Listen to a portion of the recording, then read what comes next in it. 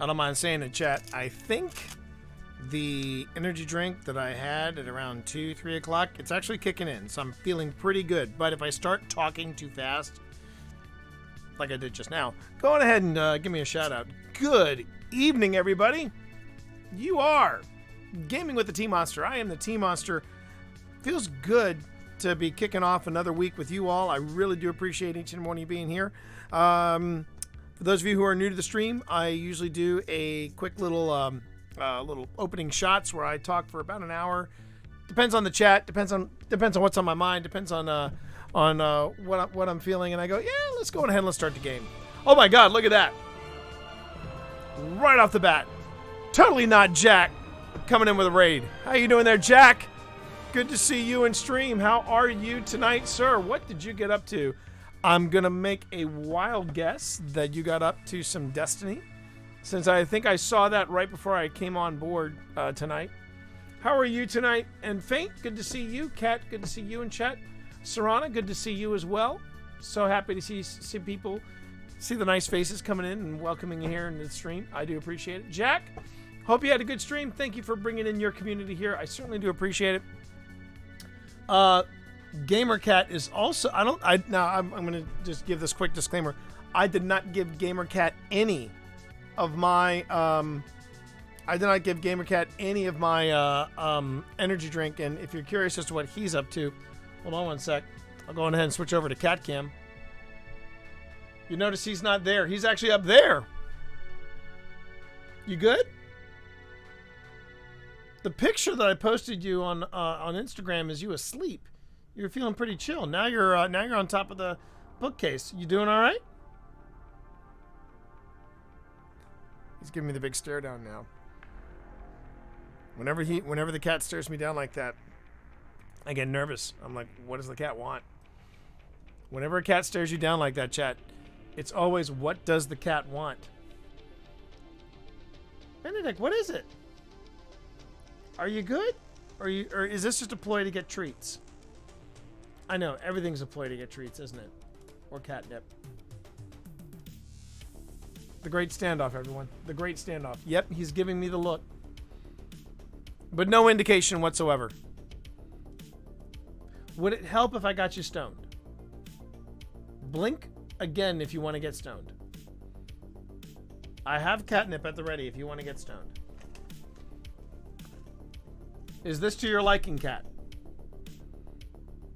Blink once. He is now fixed on it right now. Oh, you did some New World. You did some New World, did you? Got up to some New World after playing Destiny with Marv. Nicely done. Nicely done. All right. Yeah, the bag is open now, so I'm at a point of no return. I gotta fix the cat's need. I gotta fix the cat's need. So.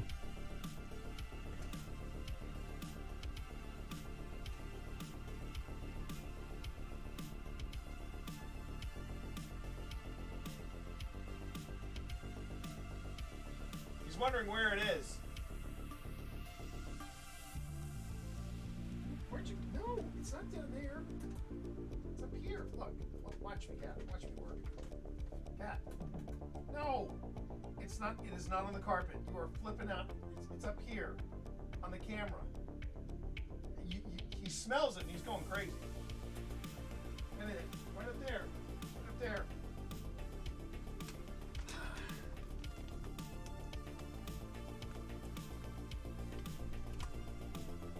Hang on.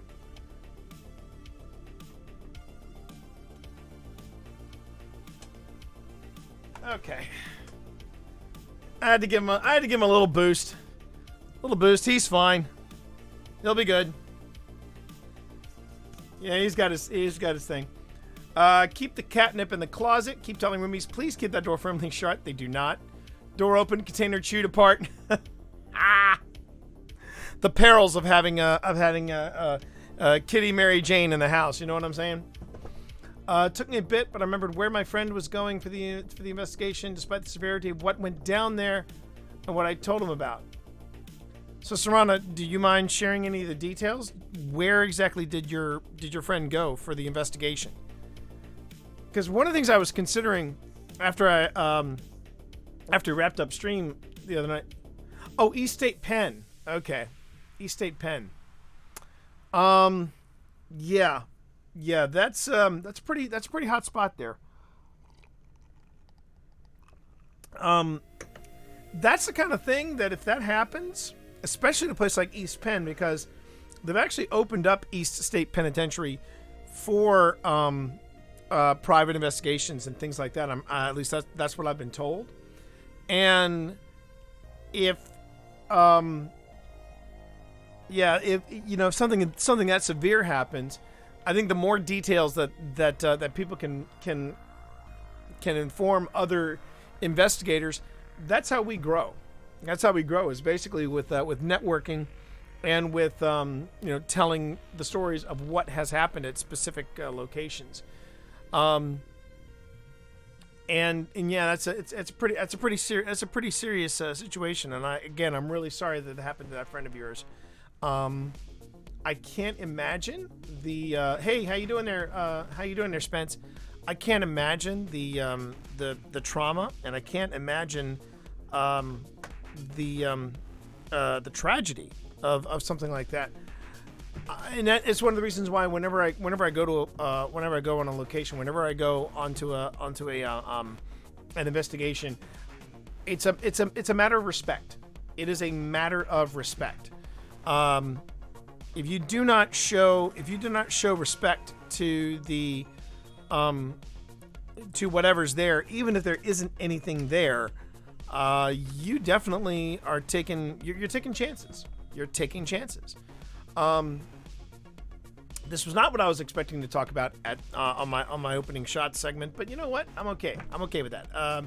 So if you take a look at the schedule for the week, Friday we are taking off. So no stream on Friday, mainly because we are going to have Phil and Tina over, and Phil, Tina, Pip, and myself, we basically are we're the core of, I guess what is going to be called DTAI, which is Don't Turn Around Investigations. And what we're doing is we're doing paranormal investigations, and the four of us are the ones who are organizing them. And one of the things that we're doing, Phil and Tina are coming over. We're going to have a nice dinner. Then we're going to sit down and we're actually going to plan out what we're going to do. Now, I'm not sure if Phil, Tina, and Pip and myself feel comfortable streaming the planning sessions. And yo, Skycap, hey, how you doing there? Good to see you. Good to see you in chat. And maybe I will, I know, right? Having a personal life, I know, Kat.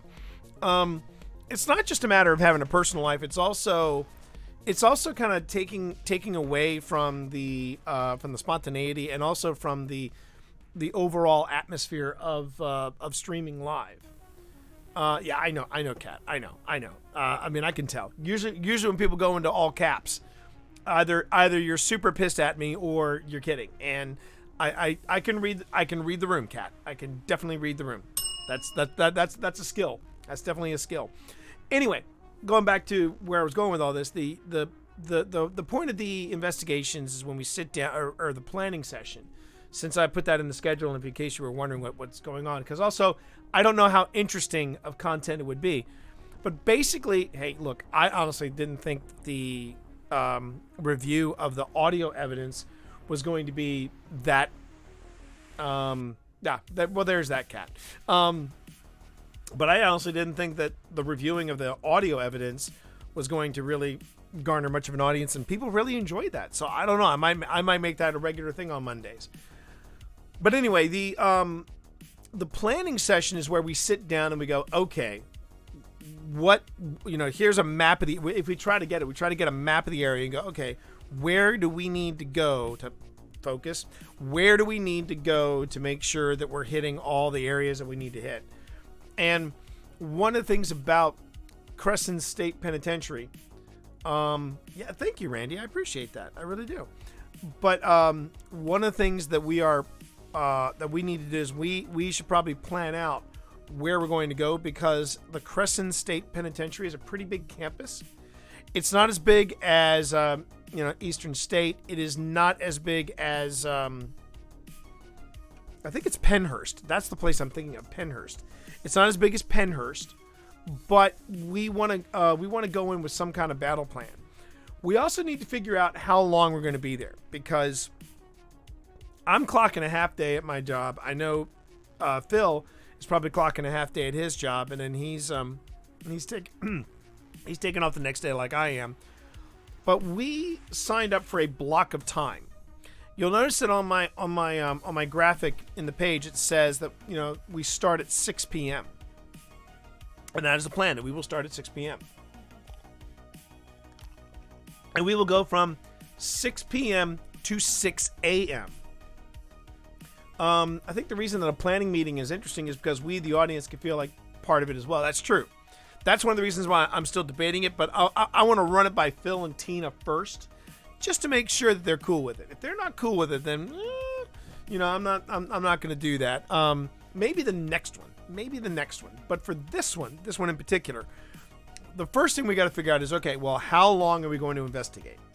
Because 12 hours is a long time.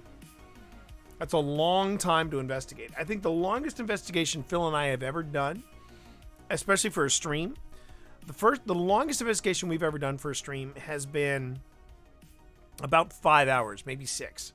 Because I remember when we did the Blackburn Inn, we went on ahead and we started at 11:30 and we wrapped at 3:30. So that's roughly 4 hours right there. Yeah, you need to find some details out, Serrano, to find out what went down. I really think that's the bottom line. You got to find out some details.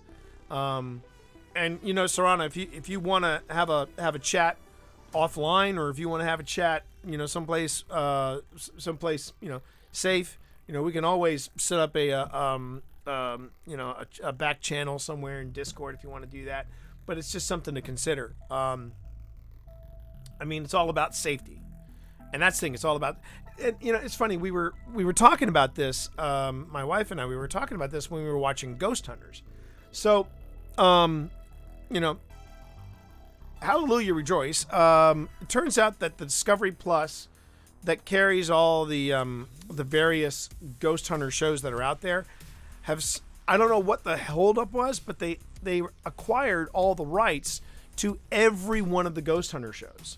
So you now have this thing called Ghost Hunters Classic, and it's literally, seasons 1 all the way up to the most recent episode, which is pretty cool. That's pretty freaking cool.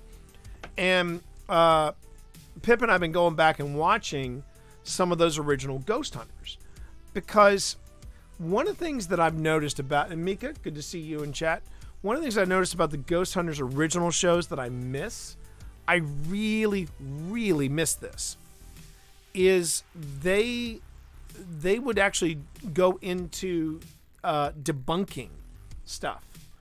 And you actually heard them at the beginning of some of their episodes saying, yeah, we're going in not necessarily to prove that this place is haunted, but we're going in with the intention to debunk a lot of the stuff that would possibly be attributing to whatever this is or whatever that is.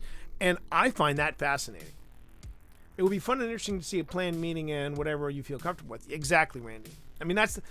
That's one of the big nuggets of knowledge I would give anybody after they've finished Twitch for Dummies. I was like, is there anything you would want to add to the book? I'm like, oh, heck yeah, there's a lot I want to add to the book. But one of the other things I would say is, if you're not comfortable streaming something, don't stream it. And that's something I don't think a lot of streamers, especially the ones who are promoting themselves as stream coaches. Sorry, stream. I'm starting to feel the same way about stream coaches, the way I feel about social media gurus. And a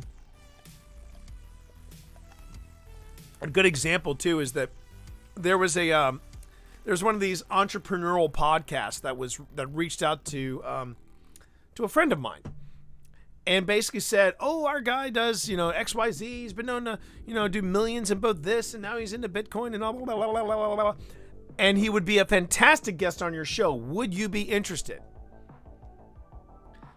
The friend has a podcast. That much is true. He does erotic fiction on his podcast. So he sent back an email reply and said, I would love to have your guest on my show.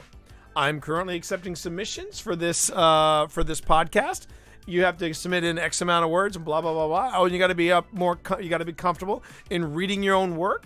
If you are not, we need to then negotiate terms of me reading your work on here. Then he put in a postscript that said, you know what? A professional would have taken at least 30 seconds to figure out, A, is this the right kind of podcast for my client? And B, if they take interviews. Ever. And guess what? This little nugget of advice that he gives, I said in the Facebook thread, I said, you know what? I know I said the exact same thing in the 4th edition and the 3rd and the 2nd and the 1st editions of Podcasting for Dummies. And I mean, yes. Come on. More of that. Come please. More of that, my girl. I mean, just take a few seconds to see if, but again, these are professionals who don't think they need to read something like Podcasting for Dummies or Twitch for Dummies, because they already know this. And one of the things that I rarely hear stream coaches talk about is, I need to grind. I need to grind. So I've got to be there on all these hours and I got to do all these hours, and then I've got to just, be spontaneous in the moment. No. They said the same thing about podcasting over a decade ago. And I'm saying then what I'm saying now about streaming. You draw boundaries. And in those boundaries is where you work. Period. And you gotta have a personal life, otherwise you have no life. And I admire people that stream, 8, 10, 12 hours a day. If they can make that work and have a life, good on you. But if you're streaming in these blocks of 8, 10, 12 hours, there's very little, especially when you get into the 12 and up hours. I don't care if that's a grind. That's a shortcut to burnout. You gotta have some me time. You gotta have some me time. And so, and a lot of people think that I'm the same way about streaming as I am about podcasting or about social media in general. Oh, T, you're going to share everything. No, I don't. I mean, now when I come on here, I try to be as open and accessible as I can be.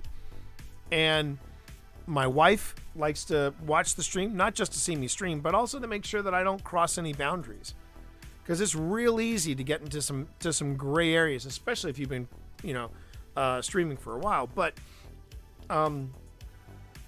striking that balance, I talk about that in the book. There's got to be a balance, and it's not just work-life balance; it's work-life-work balance. The majority of streamers, as we've discovered in the recent Twitch hack, are not doing this full time, and if you are doing it full time, then you are basically holding down 2, possibly 3 jobs. But it's not a work-life balance; it's a work-life-work balance at that point. So, yeah, I mean, so when I try to do things that are off the beaten path, I want to make sure that everybody's cool with it. Like last week when we went out to test the equipment and some of the new things that I'm going to try at Crescent, I asked my wife and my kiddo, is it cool that I do this? So as an aside, I told people I had 10 bar fights and they were wondering if I meant actual or in-game while they knew I was in the gaming con. Well, there you go. But I try to check that. So I mean, I get the interest in it, but this may not be the right one to do. I don't know. But anyway, one of the things that we've got to figure out is, one, how long we're going to be out there. I mean, if we could stream all 12 hours of it, that'd be great. But I still don't know the quality of internet that we're going to have out there. Secondly, I don't know how well for how long I will be able to stream, even if I were to take the camera off of the Steadicam and to just carry it on a selfie stick. I have no idea how long the battery will last, or how long I can keep streaming. So there's a lot of factors that I honestly don't know at this point. Now, if we don't have to worry about a stream, then we don't have to worry about a stream. And I'm like, okay, we're good. Let's forge on ahead and let's do the thing. But I also know that I want to try to stream it. I want to at least try to get a something happening there. And that's tough to do. That's really tough to do. Because every time you head out with new equipment, you've got to have some way of either recording it, and you start running out of hands. And so it's these are the things we have to plan for. And we're recording video, we're recording audio, and going back to watch the original Ghost Hunters on Discovery Plus has been really fun, because those early shows, those early seasons, have really been an education in this is the process. And I saw one in particular where it was something of a dud, where they went out there on a supposed video that this one guy saw, but he couldn't name the source, and they went out there anyway, and it turns out the place was a dud. They didn't find anything that was unusual. They actually had a shot of Jason fishing off of the lighthouse. And it's a slow night for the Ghost Hunters when they're getting footage of Jason fishing off of one of their sites. And that's something I miss about modern ghost hunting shows. One of the things I noticed about ghost hunting shows, modern ghost hunting shows, I should say, is compared to the early sessions of Ghost Hunters, they were very, very, very picky about an EVP. They were very picky about an EVP. I would actually say Phil's EVP, some of Phil's EVPs may not pass the early Ghost Hunters acid tests. He's picked up something, but they can't figure out what it is. Even some of my EVPs, I think, would be put to the test. Now, granted, the one from Gettysburg that I shared with you all last week, that one would be one that even I think the Ghost Hunters would be like, damn, son, damn. But it's another story for another time. But we do need to plan out the night and figure out where we're going to go. There are a couple buildings. There are at least two buildings that I know of. There are two buildings I know that we have to hit. And we'll have to just wait and see. If we can get our hands on a map and to see when we can go in there and what we can find. Do I think we're going to do all 12 hours of our block? I don't know. I would be surprised if Phil said we're going to try to go for that, because that's a long night. That is a long night. And it's 2.5 hours out and 2.5 hours back. So that's something else that we're kind of figuring out the groundwork on. I think we are going to do what we did last time, and we're going to stream from the car on our way out there, because that's a great. I have found that streaming from a moving vehicle is a great way to test your signal strength. Because I remember the chat was moving fast and furious. Then at one point on the way back from Harrisonburg, suddenly it just ended. It just stopped. And when it stopped like that, I was like, huh. And it turns out it's because we had lost signal at one point, and literally the stream just died off. So yeah. So even though the weirder part was though is that Streamlabs Mobile was still streaming off of my phone, and that's something that has changed quite a bit that I would really like to cover if I ever get a second edition to Twitch for Dummies, is talk about mobile streaming, because mobile streaming, it's come a long way. Still got a few kinks to work out. And I also wouldn't mind finding out why my phone is having sometimes a really tough time with the local networks. I couldn't get jack squat out of the Maryland Renaissance Fair. I had something like 2 or 3 bars, and I just couldn't. I could not get a single tweet or a single post out to save my life. And so yeah, so I was kind of quiet on Saturday. It was still a good event, the Maryland Renaissance Fair. A really good event. We sold a few books. Can't complain. And we'll be there in 2022. It was great. It was great being around people. I met some fans of the Ministry series. I shook a few hands. I saw some friends I hadn't seen in years. Got a chance to hug a few people, which was really nice. Everybody was vaccinated, and it felt good. It felt good. It was, and what was really kind of a shock to our system. Pip and I realized that the last book event that we did before the pandemic was the Maryland Renaissance Festival. And then we had all these events planned for 2020, and none of them came to pass. The only event, and that's big quotes around event, that we did was actually a writing retreat.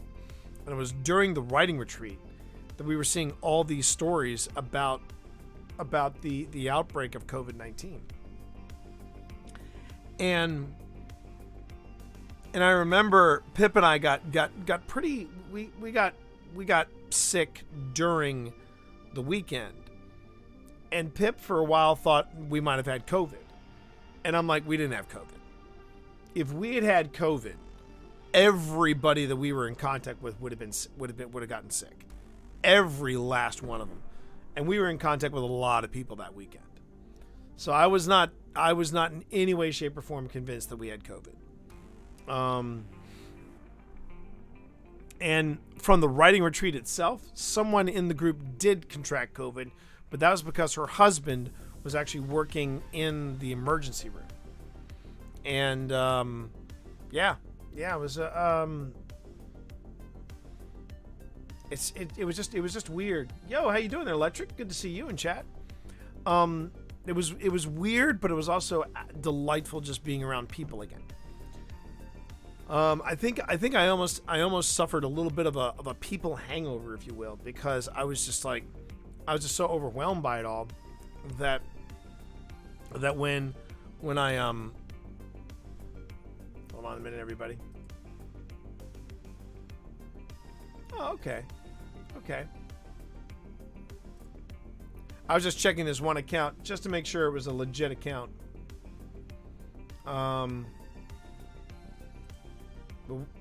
Age we lived in, right? But I think we're good. Oh, now you know what, Electric? That is a very satisfying feeling when you're trying to learn a new language and you actually.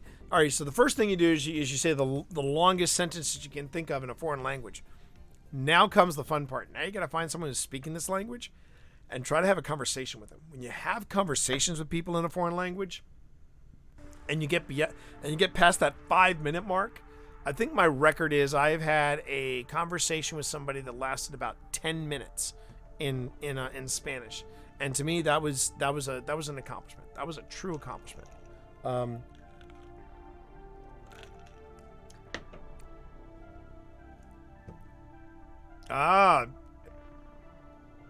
Français. C'est bon? All right. That's the extent of my French. That's the extent of my French, everybody. So anyway, so yeah, I mean, so going back to this week's schedule, there's not going to be a stream on Friday night at present. There's no stream Friday night. Saturday, I will be going. I'll be going live around 11, and I'm gonna stream till about maybe 2, and that's at the latest. I'm actually gonna probably wrap up at 1 because it's gonna be a short stream on Saturday just so I can get some stuff off my plate. But the idea is that I'm going to pack a bag with my wife, and we're going to take off for a quick night in Gettysburg. We're meeting a delightful streamer by the name of BBXH, aka D, and I'm looking forward to meeting her. There are people in her chat. She asked me specifically if I was planning on joining them for they're doing a ghost tour, and I said yeah, I'd love to come to it. She knew that I did some paranormal investigations, so that I'd be fun if I tagged along. So me and the wife are going up, and it should be fun. Should be a lot of fun. And all right, go ahead and hop off. Thank you, Mika. Thank you for hanging out. ¿Dónde está el baño? I understood that reference. There you go.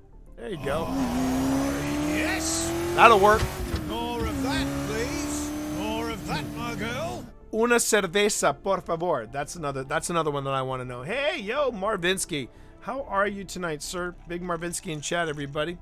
How are you, sir? Good to see you. So, short stream Saturday, no stream Friday. Everything else, pretty much, we're on the level for today, for this week. And tonight, I'm doing a full stream, up to about 9:30. I'm actually going to be influencing young impressionable minds tomorrow at the kiddos' school. I'm a guest tomorrow at Sunny School, and I'm going to her high school to talk about workflows and creating content, podcasting. I'm going to be talking about podcasting with a bunch of high school students. So it'll be fun. From what I understand, they've been asked to do podcasts to document their senior basically their senior projects. And they've been asked to document stuff, and if they're curious about starting up a podcast either now or in the future. So I'm like, hey, you know what? I can do that. I can talk about podcasting. I can talk about how to podcast. And they just want some basic workflows and strategies. I'm like, okay. So I'll probably be mentioning some streaming in there as well. Steps that they can do. I mean, they have studios where they can talk about their podcasts, where they can actually record their podcast. And then they get into the editing and they get into all that stuff. And I'm still trying to figure out what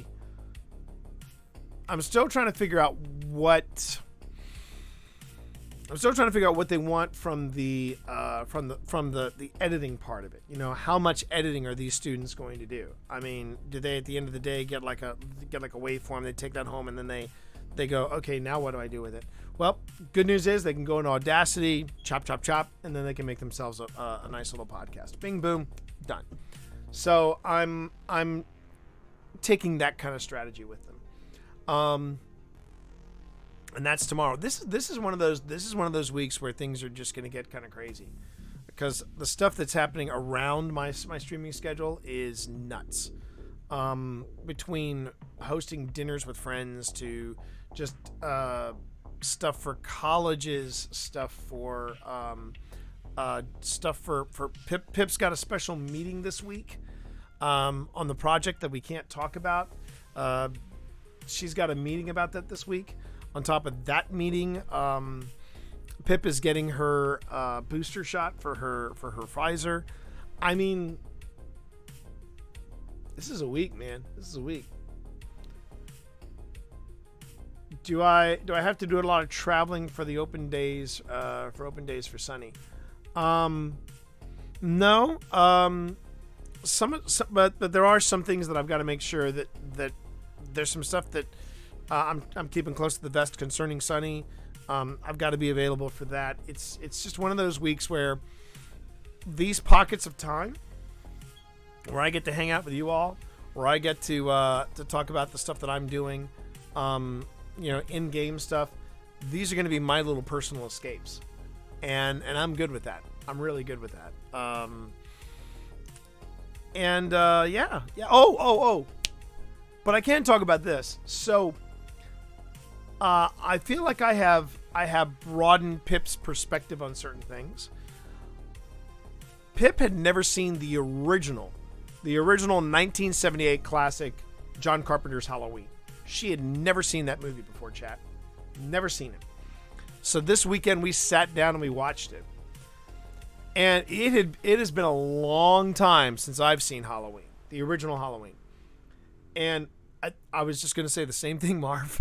I understand now why that movie is so why it's a classic.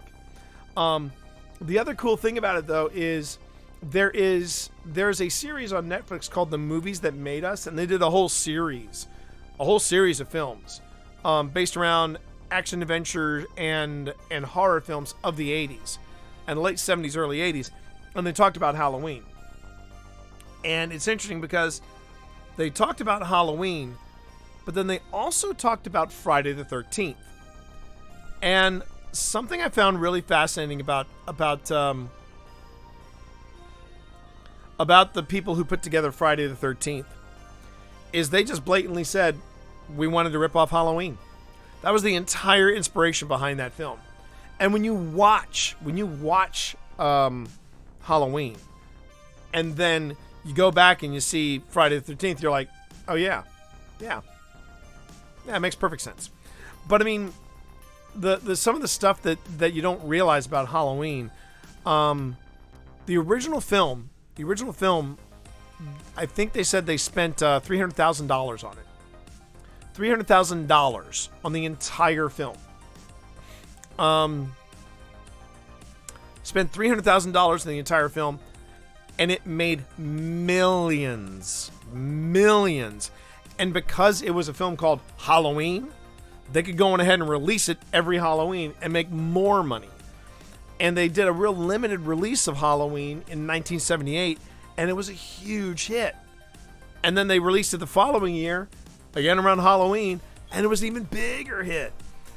And when you go back and watch the original Halloween, you realize it's not bloody, not too bloody, fairly bloody.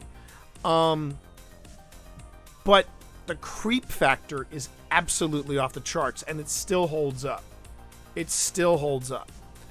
And then along with the creepy factor, along with the little blood, when you watch The Movies That Made Us and you realize what little they did, what little they had to work with, and what they created, that movie is a freaking masterpiece.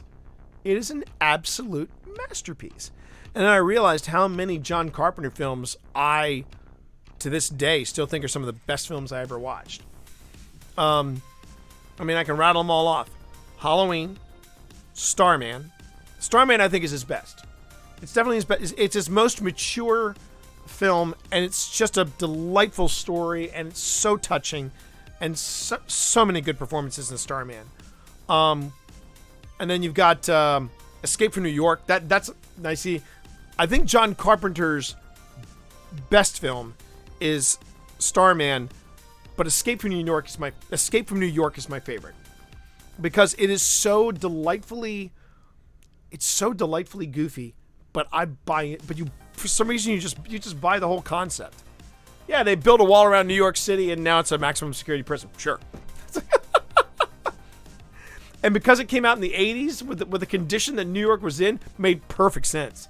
It is a little creepy, though, considering that the best place for Snake Plissken to land his glider was at the top of the World Trade Center. That's a little creepy. Jamie Lee Curtis inherited that queen level of acting in horror films from her mom. Yeah, I don't know if you knew this or not, but kind of tying it back all the way around. So there was a movie that Jamie Lee Curtis did in the 90s called Halloween H2O.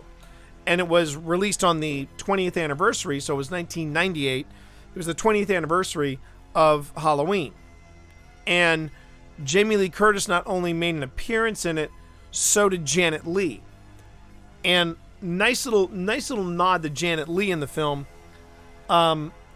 Janet Leigh's character has a chit chat with Jamie Lee Curtis, and then gets into a car at the very end of the film and drives off.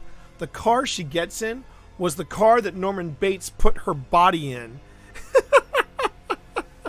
at the end. At the beginning of Psycho.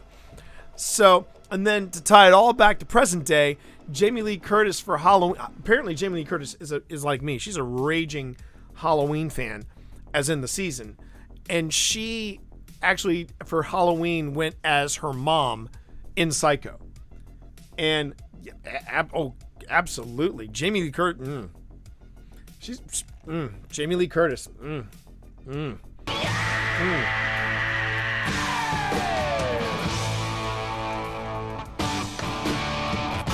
Yep.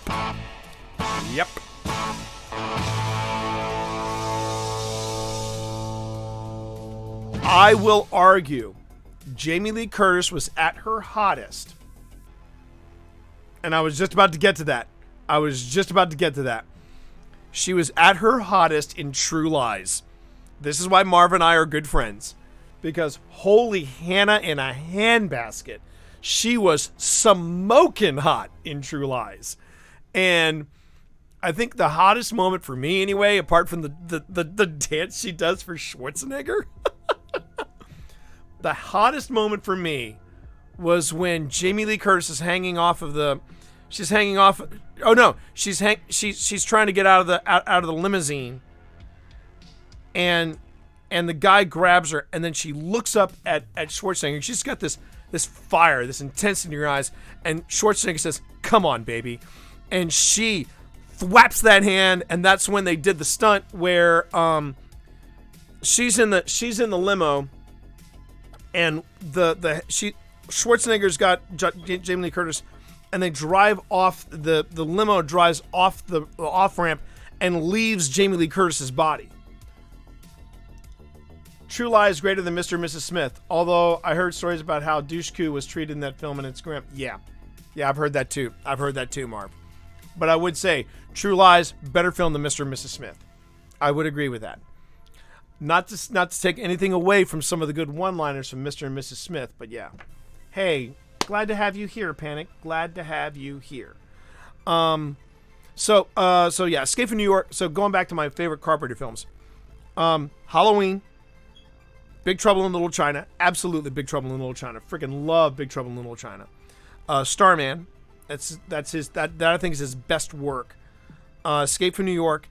And then finally rounding it off, what I think is Carpenter's best horror film, and I rank it right up there with Alien and Aliens for horror. It's John Carpenter's remake of The Thing. And Pip caught it, and I thought it was kind of cool.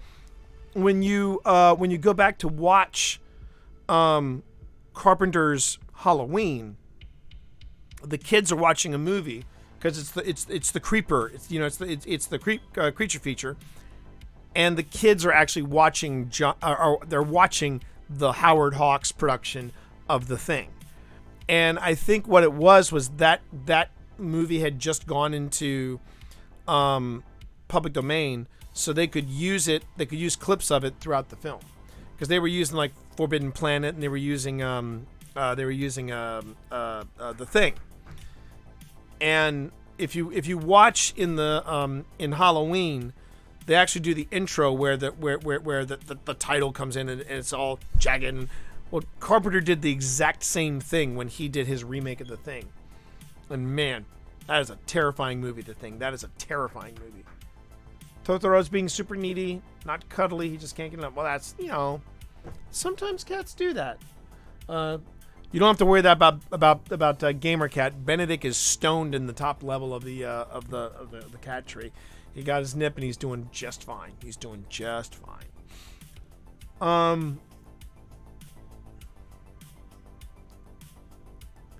Yeah.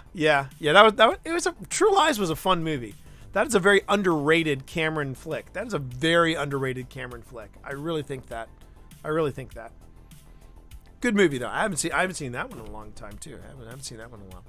All right, everybody. I think it's time we fired up the Wave Motion Gun.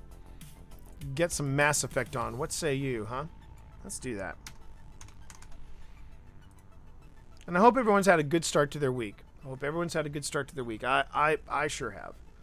I may still have to do a few odds and ends before I go to bed, but Nothing we can't handle. Nothing we can't handle. I just noticed this. Trials was rough this week. Stash helped me out. In the end. Horrible map, boring playstyle.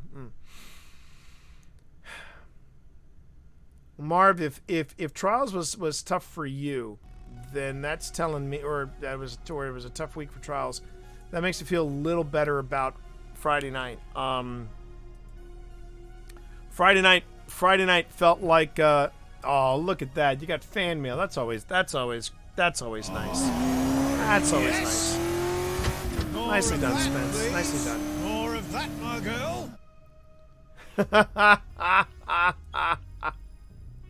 That's funny coming from Stash. That's funny, Marv.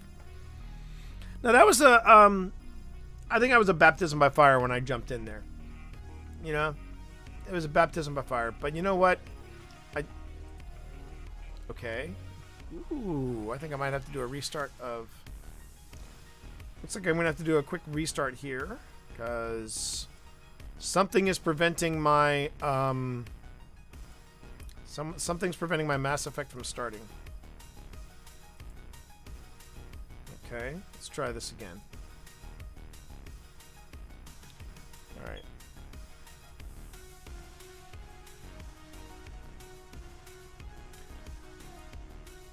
Well, that's what I. Oh. What are you doing here? What are you doing?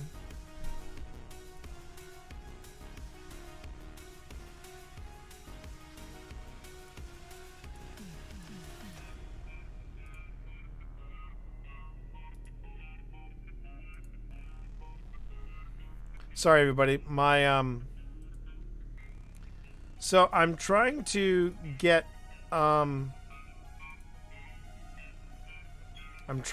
my Mass Effect to launch, and Mass Effect is not launching.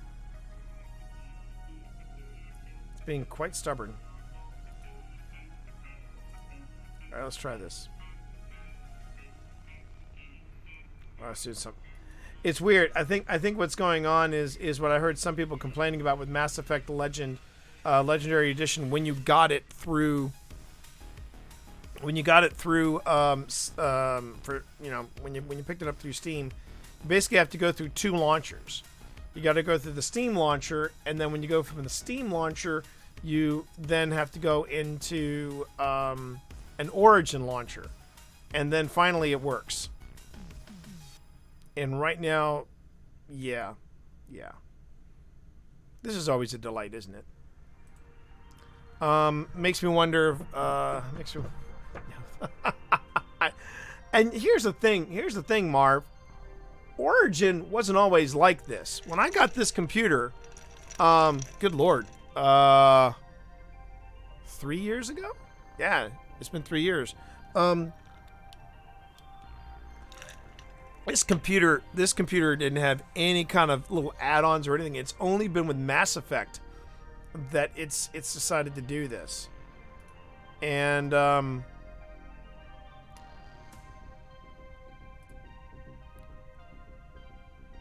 between Origin and Windows, it just seems like both of them are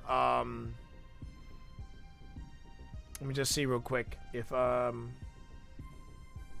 yeah, I don't want to do that. I'm gonna just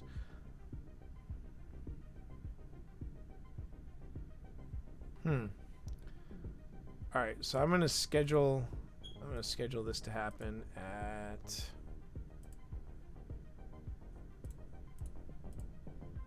wow, it's not even letting me.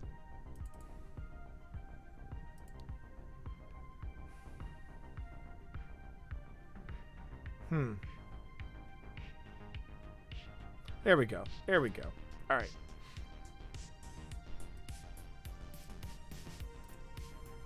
So we're going to say boot up at this time tomorrow. Yes. There we go. That's when I want you to do it. Okay? All right. So we're going to schedule that restart. La-di-da. Now, chat, I'm going to have to do an emergency reboot just to make sure that everything is copacetic and that I can try. If I reboot this And then Mass Effect no go boom boom boom. Then I'm gonna probably switch on over to Destiny and do some stuff that I need to do. So give me a second, everybody. I will be right back. Sit tight. It's gonna the stream's gonna end, but the stream's not ending. All right. So be right back, everybody. Be right back.